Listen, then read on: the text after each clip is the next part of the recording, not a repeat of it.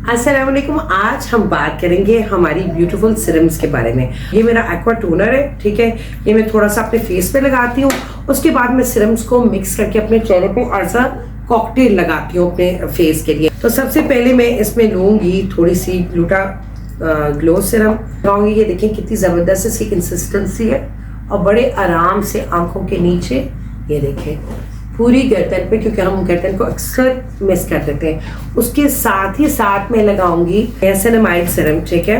ये भी इसके ऊपर लगा लेती हूँ, ये देखें ऐसे ये हो गया। उसके साथ ही मैं लगा लूंगी रेटिनॉल। ये देखें रेटिनॉल की तो किसको जरूरत नहीं है, एंटी एजिंग हर बंदे को चाहिए कि एज ना करे, स्किन ओवरऑल फ्लॉलेस लगे। और रेटिनॉल से बेहतरीन चीज़ कोई नहीं है।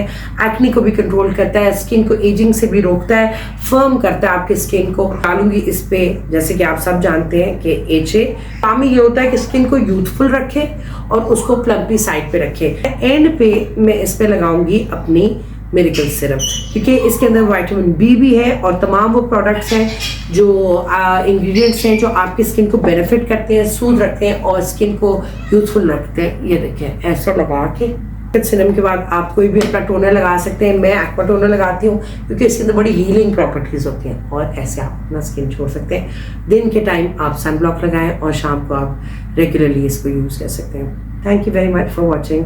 अल्लाह हाफिज़।